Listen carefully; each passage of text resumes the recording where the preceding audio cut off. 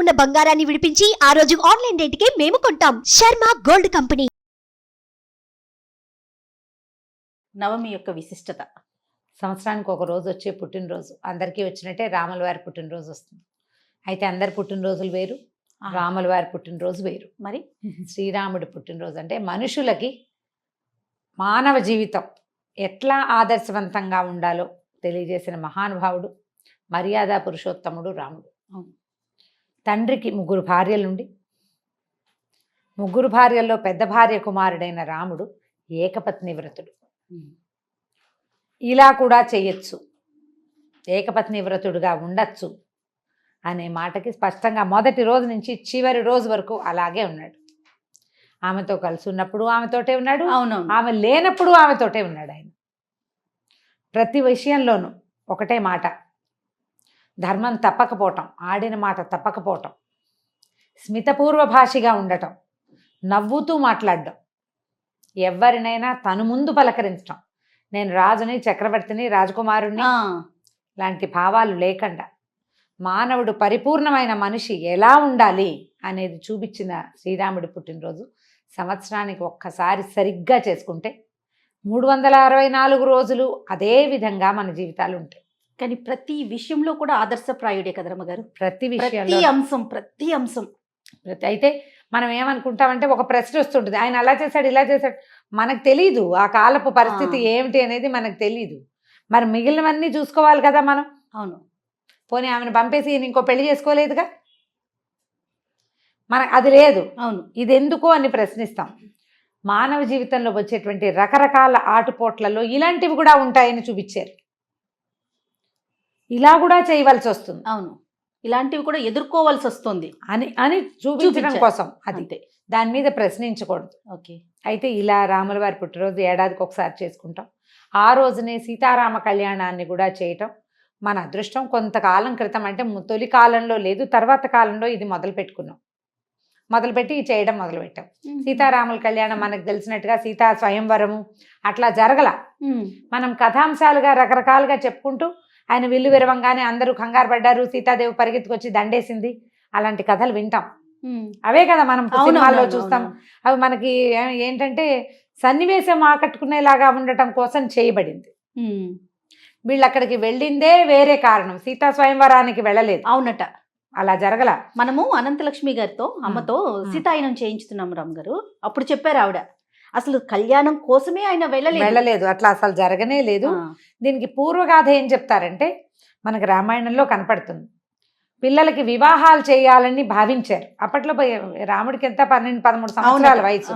అందరూ ఒకటే, రాముడికే కాదు, వాళ్ళు నలుగురు ఒక్కసారి పుట్టిన వాళ్ళే, నక్షత్రాల తేడాతోటి. అంతే ఈయన పునర్వసు నక్షత్రంలో పుట్టాడు, తర్వాత నక్షత్రాల్లో వాళ్ళు నలుగురు, మిగిలిన వాళ్ళు పుట్టేశారు. అయితే పిల్లలకి వివాహాలు చేయాలి అని ఆలోచిస్తూ ఉండగానే మాట్లాడాడు ఆయన అప్పుడే, మా పిల్లలకి సరైన మంచి సంబంధాలు అని. విశ్వామిత్ర మహర్షి వచ్చాడు, వచ్చి నాకు యాగ సంరక్షణార్థం పిల్లల్ని రాముడిని పంపించమని అడిగారు. రాముడిని అడిగాడు ఆయన.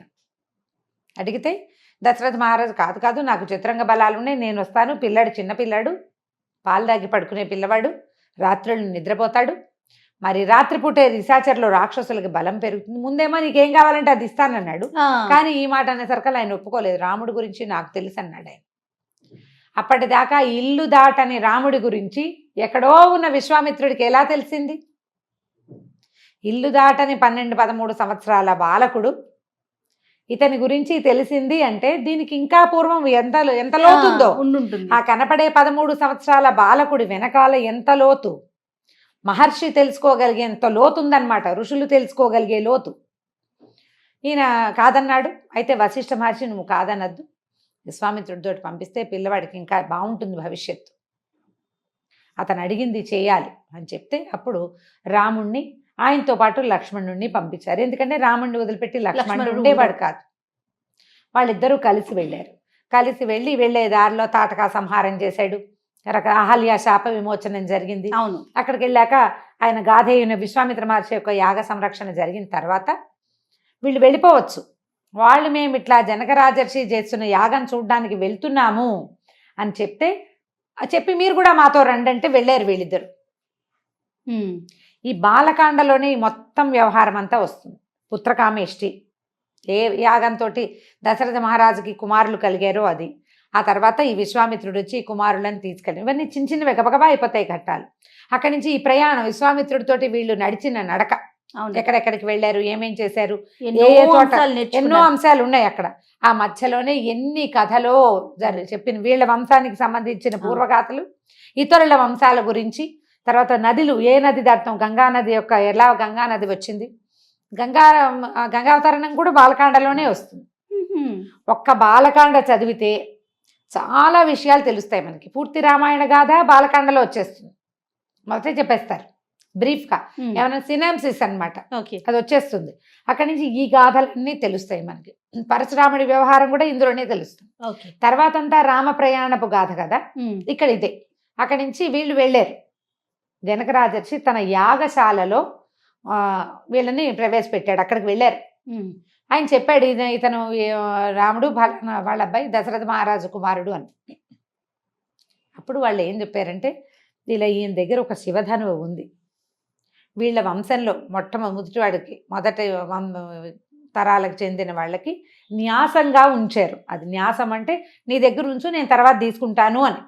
ఓకే, వీళ్ళకి గిఫ్ట్ కాదు అది, గిఫ్ట్ వరము కాదు, న్యాసంగా ఉంచబడింది.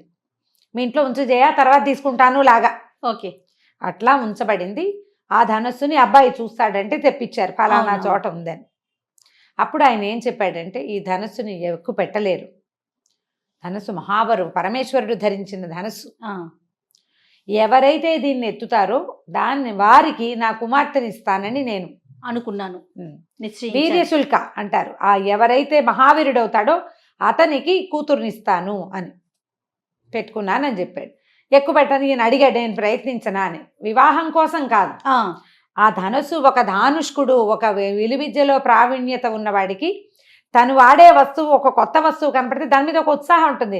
క్రికెటర్కి క్రికెట్ బ్యాట్లు చూడంగానే ఏమిటి బ్యాట్ యాంగిల్ బాగుందా లేదా చూస్తారు. అట్లా ఈ ధనుర్విద్యలో ప్రావీణ్యత కలిగినటువంటి శ్రీరాముడు ఆ ధనుస్సుని పరిశీలించడానికి తీసి ఎక్కువ పెట్టాలంటే దానికి ఏం చేస్తారో, ధనుస్సు ఇట్లా ఇదిగా ఉండి తాడు ఒక పక్కన కట్టి ఉంటుంది, తాడు రెడీగా పెట్టి ఉండదు. అవునవును, ఒట్టిది పట్టుకుంటాం, అల్లె త్రాడు ఎప్పుడు కావాలంటే అప్పుడు బిగించుకుంటారు. ఆ తాటిని పైన ఇట్లా లాగి పెట్టాలన్నమాట, వంచి కట్టాలి. వంచితేనే అది అప్పుడు బద్దీలా ఉన్నది ఇట్లా వంగి బాణంలా మన ధనుస్సు ఆకారంలోకి వస్తుంది. అవును, వంచేసరికల్లా మధ్యలోకి పెళపెళ అని విరిగిపోయి, ఎక్కువ పెట్టమంటే విరిచేశాడు. అంటే ఈ మేటి ధానుష్కుడు, మహావీరుడు. అప్పుడు కుమార్తె నుంచి పెళ్లి చేస్తామన్నారు. ఆవిడొచ్చి దండేలా, దండ జరగలేదు. ఒప్పుకుంటే ఇప్పుడు విశ్వామిత్రుడికి రాముడు ఏం చెప్పాడంటే, మా నాన్న నీతో వెళ్ళమన్నాడు, నీతో వచ్చాను, వివాహం మా తండ్రి చేయవలసింది కదా, కాబట్టి మా నాన్నగారు ఒప్పుకుంటే పెళ్లి చేసుకుంటానన్నాడు రాముడు. ఎక్కడా పద్ధతి తప్పడు, అదే ఏ విషయంలో కూడా. మీరు ఇక్కడ రెస్ట్ తీసుకోండి, మేము కబురు చేస్తామని వీళ్ళని ఇక్కడే ఉంచి దశరథుడికి ఆగమేఘాల మీద అంచగుర్రాల మీద కబురు అందిస్తే, అప్పుడు ఆయన తన పరివారం వశిష్ఠాది మహర్షులతోటి, సుమంత్రాది మహామంత్రులతోటి కలిసి వచ్చి వివాహానికి నాకు అంగీకారమే అని వివాహం చేసుకున్నారు. మొత్తం 8-10 శ్లోకాల్లో 7 శ్లోకాల్లోనే పెళ్ళైపోతుంది. అప్పుడు ఇంకా మా తమ్ముడికి కూడా 2 కుమార్తెలు ఉన్నారు, నాకు ఇంకో కుమార్తె ఉంది, మీ 4 కుమారులకి మా 4 కుమార్తెల్ని ఇస్తామని వివాహం చేశారు. సింపుల్గా అయిపోతుంది. ఒక గద్దె మీద ఎక్కి ఎత్తు పీఠ మీద ఉన్నారు, పెళ్లి చేసుకున్నారు. తల్లులు లేరు పెళ్లిలో. అవునట, తల్లులు లేరు అసలు. అప్పుడు రాచరికంలో తల్లులు వచ్చేవాళ్ళు కాదు, వెళ్ళాక తల్లులు అక్కడ ఏర్పరిచేవాళ్ళు. అక్కడ ఉండే మంగళ స్నానాలు అవన్నీ తల్లులు చూసుకునేవాళ్ళు, మగవాళ్లే వెళ్ళేవాళ్ళు. వివాహం అయిపోయింది, తీసుకుని వెళ్తుంటే పరశురాముడు ఎదురుపడ్డాడు.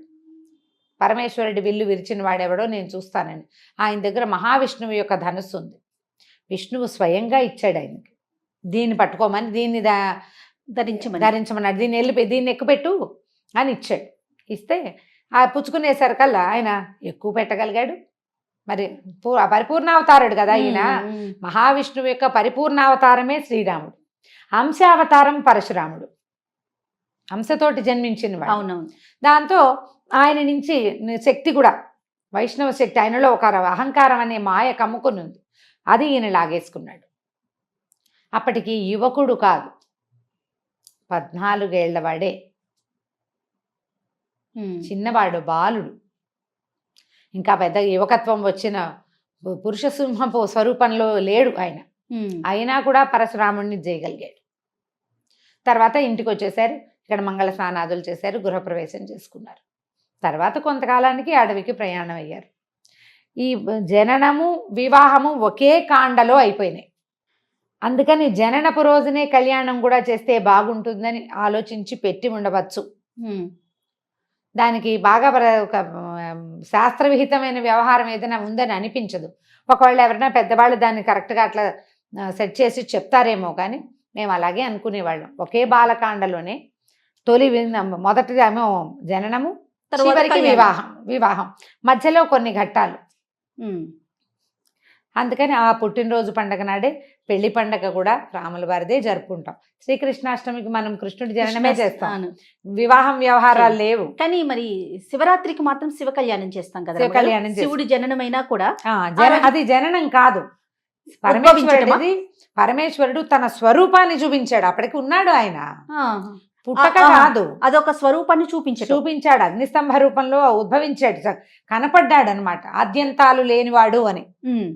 పరమేశ్వరుడికి ఆద్యంతం లేదు అని ఆయన యుగాలన్నీ మారిపోయినప్పుడు, అంటే ప్రపంచం పరిసమాప్తమైన పరమేశ్వరుడు నిత్యుడు, ఆయన ఎప్పుడూ ఉంటాడు. అది చూపించడం కోసం అగ్నిస్తంభ రూపంలో కనిపించాడు. కానీ అప్పుడు ఆ గౌరీ కళ్యాణం చేయటం తొలి కాలంలో ఏం చేసేవాళ్ళు అప్పుడంతా అభిషేకాలే చేసేవాళ్ళు. గౌరీ కళ్యాణం తక్కువ వినేవాళ్ళు. ఇప్పుడు మనకి చాలా దేవాలయాలు, విధానాలు ఏర్పడ్డాయి, క్రమంగా కాలక్రమంలో మారుతాయి కదా. మనం అన్ని చోట్ల గౌరీ కళ్యాణాన్ని దర్శించే అవకాశం లభిస్తుంది. సీతారామ కళ్యాణం చేసుకుంటాం. సీతారామ కళ్యాణం జరిగే ఈ రాముల వారి పుట్టినరోజు పండుగ నాడు రామాయణంలోని కొన్ని శ్లోకాలైనా చదువుకోవచ్చు. ఏదైనా కొంత భాగాన్ని పారాయణ చేయొచ్చు. ఒట్టిగా పుత్రకామేష్టి జరిగేటువంటి సర్గం తీసుకుని ఆ కాస్త కూడా చదువుకోవచ్చు. సంతానం లేని వాళ్ళకి పుత్రకామేష్టి యాగం అద్భుతమైన ఫలితాన్ని ఇస్తుంది. చదువుకోవాలి, యాగం చేయలేము కదా, ఘట్టం చదువుకుంటాం, కనీసం ఘట్టం చదువుకుంటాం. సంస్కృత శ్లోకాలు చదువుకోవచ్చు. ఎవరైనా పురోహితుల్ని నియమించుకుని పిల్లలు లేని వాళ్ళు పుత్రకామేష్టిని చదివించుకోవచ్చు. బాగుంటుంది, మంచి ఫలితం లభిస్తుంది దానివల్ల. ఇంకా ఇలా శ్రీరాముల వారి పెళ్లి చేసుకుంటాము, వివాహం చేస్తాం అంటే కళ్యాణం జరుగుతుంది, టీవీలలో కనపడుతుంది, సోషల్ మీడియా అంతా కనిపిస్తుంది. మనమే ఏ భద్రాచలమో ఒంటిమిట్ట రామాలయమో అంత దూరాలు క్షేత్రానికి వెళ్ళలేమనుకుంటే సమీపంలో ఉన్న ఏ రాముల వారి దేవాలయం శ్రీరామ కళ్యాణం చేస్తారు. సీతారామ కళ్యాణం జరిగే చోటకి వెళ్ళి ఆ కళ్యాణాన్ని చక్కగా సాంగంగా మంత్రంతో కళ్ళారా చూసి ఆ అక్షింతలు శిరస్సును వేసుకుంటే సమస్త సన్మంగళాలు ప్రాప్తిస్తాయి. అంటే దీనివల్ల మనకి ఒక సంతోషం కలుగుతుంది. భగవంతుడి పెళ్ళి, ఆయన మనతో పాటు మనుష్య రూపంలో మనం తిరుగుతున్న ఈ భూమి మీదే తిరిగాడు.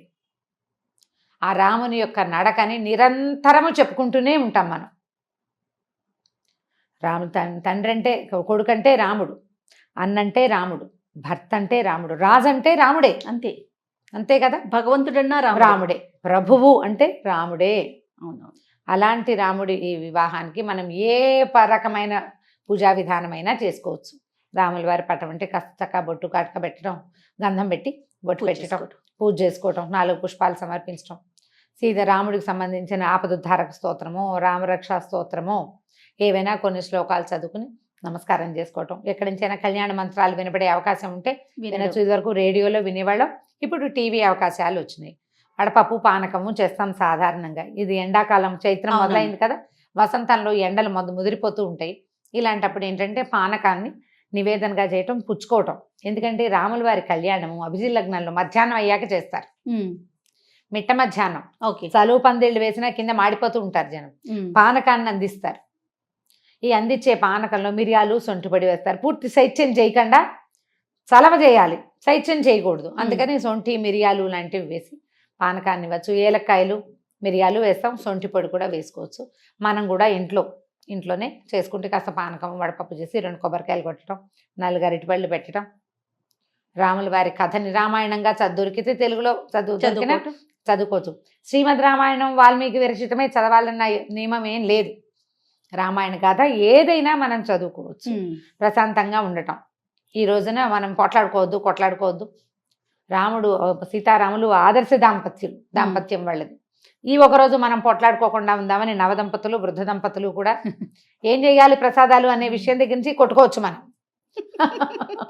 వాటిని మానేసి కొట్లాటలు లేకుండా ప్రశాంతంగా రాముల వారి పుట్టినరోజు మరియు పెళ్లి పండుగని చక్కగా సంతోషంగా భగవంతుడికి నమస్కారం చేసుకోవటం.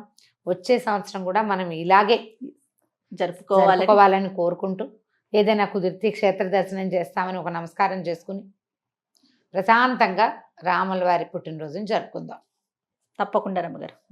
నమస్తే.